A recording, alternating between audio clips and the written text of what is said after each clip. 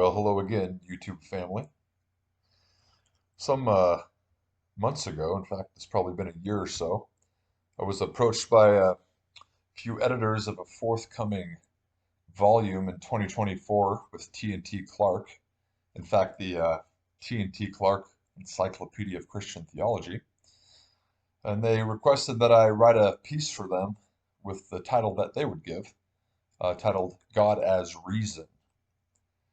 So I agreed. I don't really like the title, God as Reason. It's rather ambiguous, I think.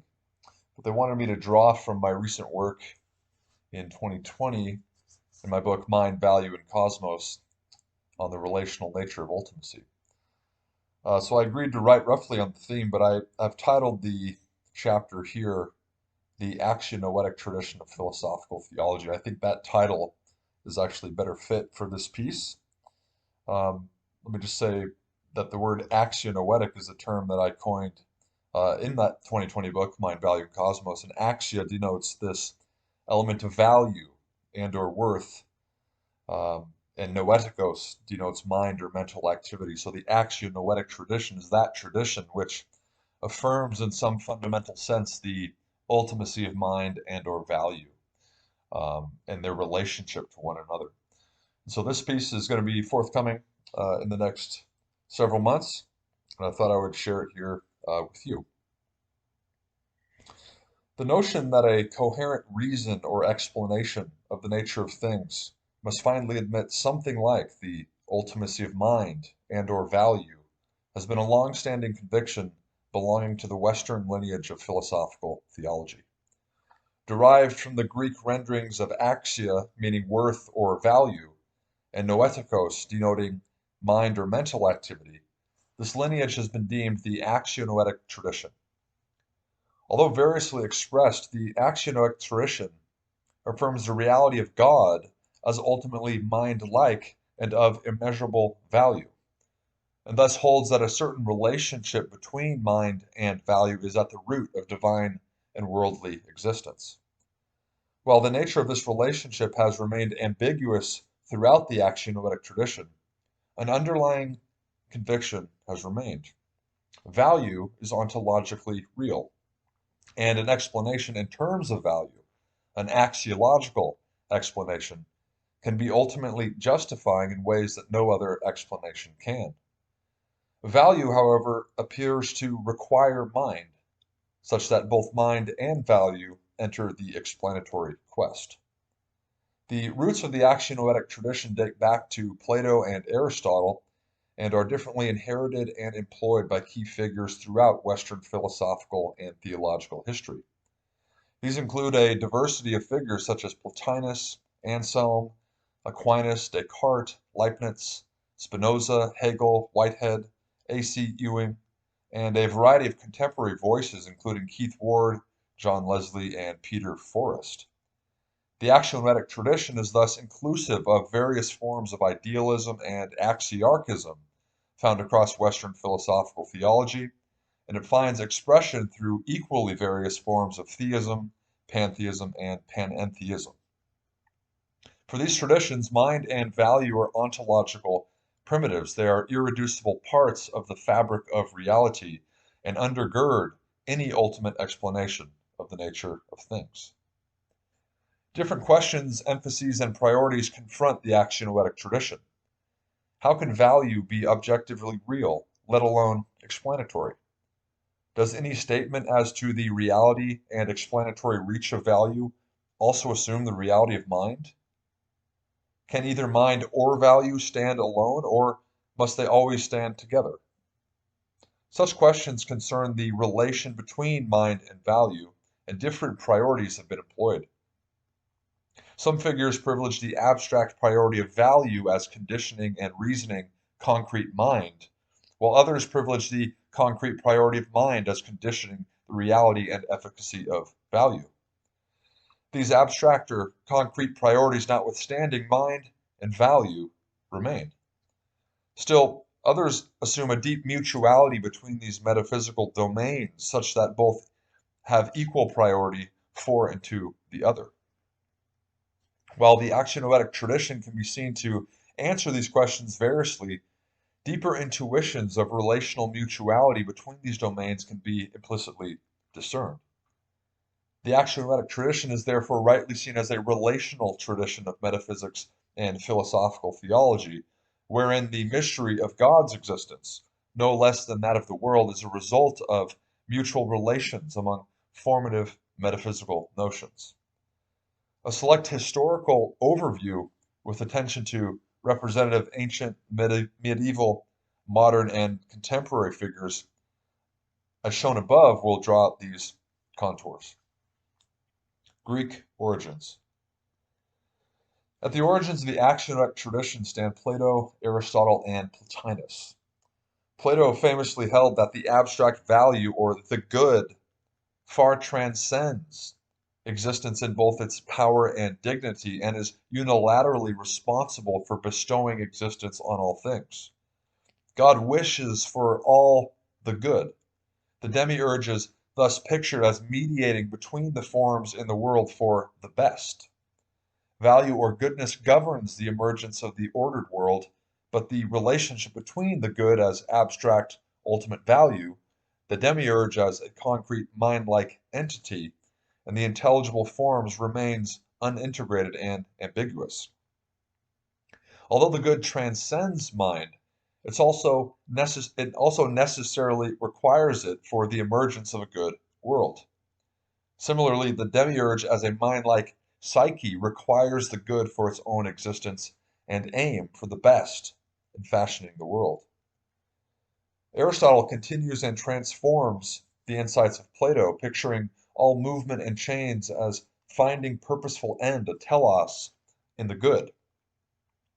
For Aristotle, being is better than not being, and the good is an essential factor in his fourfold causal scheme, with goodness itself the eminent cause of all good. In contrast to Plato, however, the good as a first mover becomes explicitly integrated with the divine mind, whose own supremely good nature consists in thinking itself. Being changeless and self-sufficient, this mind draws all things toward their final good in its own contemplative self-reflection. Here, mind and value are wedded within an affirmation of God, but the relationship between them is yet again obscure. Plotinus held to the reality of abstract value as entirely beyond being and necessarily generative of all existent realities. The one, or the good, is that on which all other things depend, and that toward which all aspire as both source and need. The good is pictured as utterly self-sufficient and without need. Nevertheless, it emanates mind, nous, psyche, and matter in a descending scale towards non-being. Absolute value reigns supreme, but it is still necessarily related to mind, such that they appear unable to be abstracted from one another. In turning towards itself, the one sees, and it is this seeing which is mind, Plotinus tells us, or intellect. Plotinus, I think, can therefore be seen to suggest something unique about the relationship between the ineffable value which is beyond being and the mind which is the means by which value sees and even acts. Medieval expressions. Both Anselm and Aquinas are representative examples of the Axianoetic tradition as it continued into the medieval period of philosophical theology. Anselm famously defined God as the maximally great being of supreme and unsurpassable value, that than which nothing greater can be conceived. As such, God must necessarily exist in actual fact and not just in the understanding alone. His famous ontological argument is an axiological argument that value or perfection is at the base of divinity, and indeed what makes God's existence necessary. God is not just the supreme value for Anselm, but also its contemplator, such that both value and mind are again tangled in some way in the life of God. Thomas Aquinas was steeped in the Aristotelian tradition and the conviction that the good is that at which all things aim. With respect to the world, goodness can be conceived as a cause prior to finite being. But in God, goodness and being are identical, such that God is the active confluence of divine essence and existence, goodness and being, ipsum esse subsistens. Mind also holds an essential place for Aquinas, particularly in relation to the forms.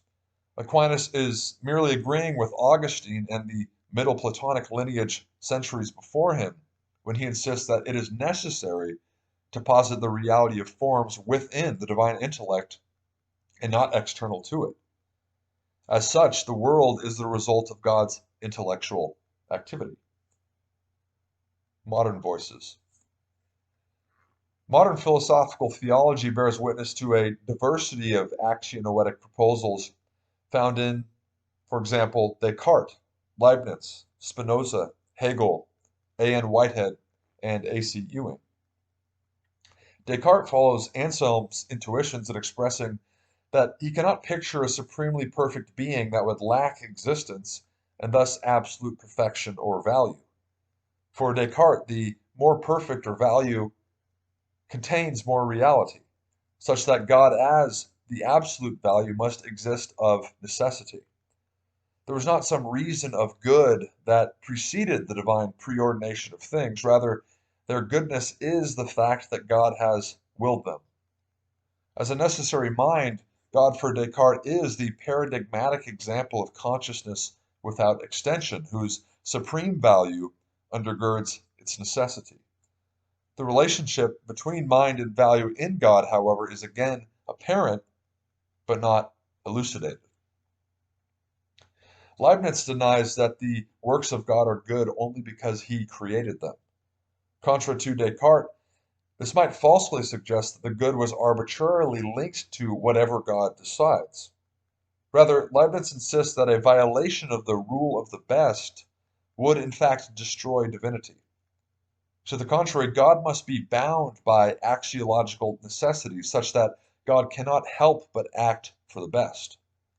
For Leibniz, the fact that there is something rather than nothing suggests that in possibility or essence itself there is a need or claim to exist that is fundamentally axiological. This need or claim is that of the good, such that what is best will be what is. In knowing God's eternal nature, God knows the totality of all possible worlds and chooses the best according to value or perfection. Possibilities are dependent upon the perception of the divine mind, and like this mind, they necessarily have the values they do. Spinoza insists that the divine substance is self-caused, with an essence that entails existence. The essence of God is perfect and infinite. As perfect, God must be necessarily existent and utterly unchanging. And as infinite, God must be the one all-inclusive whole of reality. Whatever exists, exists in God, such that outside God there is nothing at all. Spinoza thus pictures the universe as among the infinite modes of God, a divine mind whose own intellectual activity is constituted in and as the world itself. For Spinoza, God has an infinite necessary power of existence, and this power flows from the fact that value does not prevent the existence of a thing, but establishes it. Hegel follows Plotinus and Spinoza in holding that the existence of God as perfect being entails and includes the existence of the world, such that the entire unfolding of history is the dialectical self-manifestation of absolute spirit, or Geist. In Hegel, time is interior to divinity, and divinity is pure mentality. He offers a radically related and temporal renewal of Aristotle's noesis noesos. But now the self which God thinks, indeed the idea which thinks himself, is the whole history of the world, such that the world is a necessary thought of God. As the, quote, absolute and final end or good, this divine mind actively realizes the world as the expressive othering or reuniting of divine mind and value through temporal process. A. N. Whitehead systematically developed an aesthetic process philosophy where God is both primordial and consequent in nature. God's primordial nature is eternal conceptual mentality, the very ground of possibility and value, and thus the necessary foundation of both God and the world. The consequent nature, by contrast, is temporal, becoming, and in receptive relationality with the world process and all values this process achieves. God is axiologically necessary in that the divine nature is founded on value, on the perfection of moral and aesthetic ideals. The relationship of mind and value is therefore one of deep mutuality in both God and the world.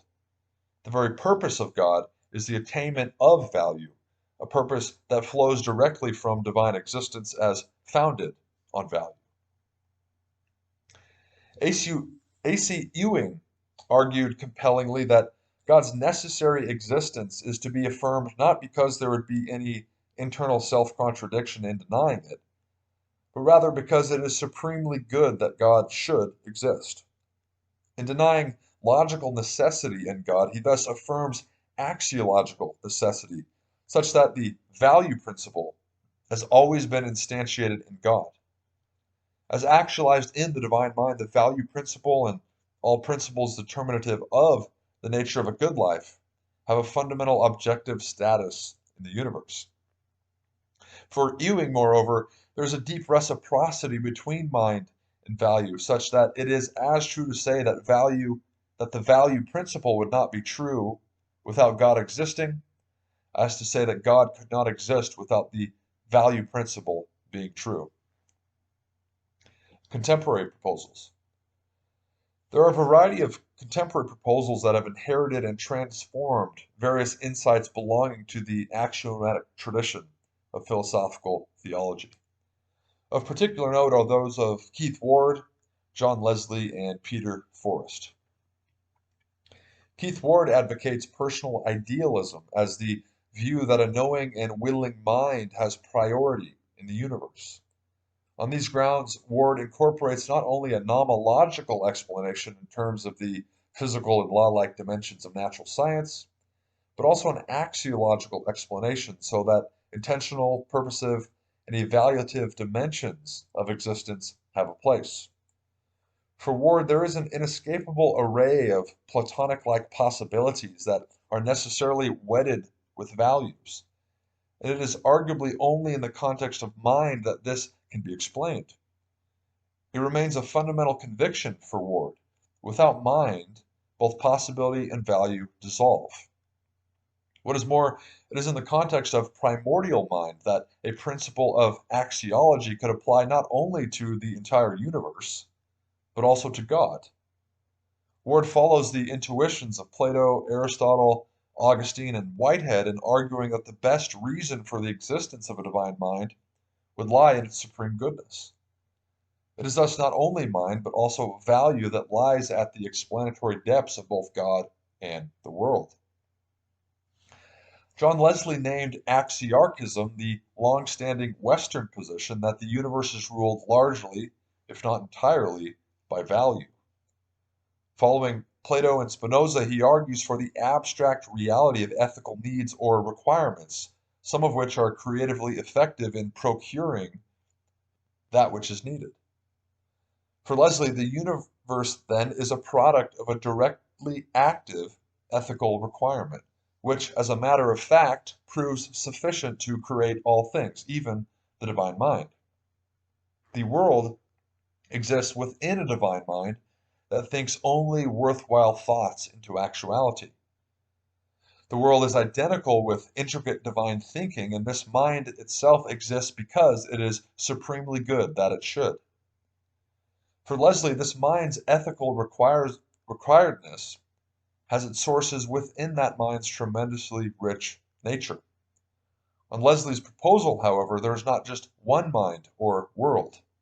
If value is in control, there's infinite oceans of divine minds thinking infinitely worthwhile worlds into being. Peter Forrest argues for an aesthetic or a value principle, which, through evaluative understanding, might explain many of the features of the universe by appealing to its value. Forrest holds to the widespread notion that necessarily there can be values without consciousness of those values. In Critical Conversation with John Leslie, he offers his own speculative identification of God with unrestricted consciousness in a way that integrates both theocentric and value-centric understandings. Mind and value need not be rival theories and explanations, but should be combined. Following A.C. Ewing, the benefit of this combination for Forrest is the ability to answer the question, why is there a God? The only possible answer, because it is good that there is a God. Conclusion: the relational nature of ultimacy. Investigations into the nature of ultimacy and explanation remain one of the most long-standing and laudable endeavors of the Western tradition of philosophical theology. That both mind and value must somehow enter any endeavor in this regard is a hallmark conviction of the Axianoetic tradition. As seen in this presentation, however, a select historical overview reveals that the Axianoetic tradition is not without deep ambiguity as to the status of and relationship between mind and value in metaphysical discourse. However ambiguous this relationship, the tradition stands together in affirming the ultimacy of mind and or value in approaching not only an ultimate reason for the world, but also an ultimate reason for God. In dialogue with Whitehead, Ward, and Leslie, my own contribution to the Axianoetic tradition has been to focus upon the relational nature of ultimacy, such that mind and value, possibility and actuality, and God and the world mutually require each other in axiologically grounding the reason for any and all things.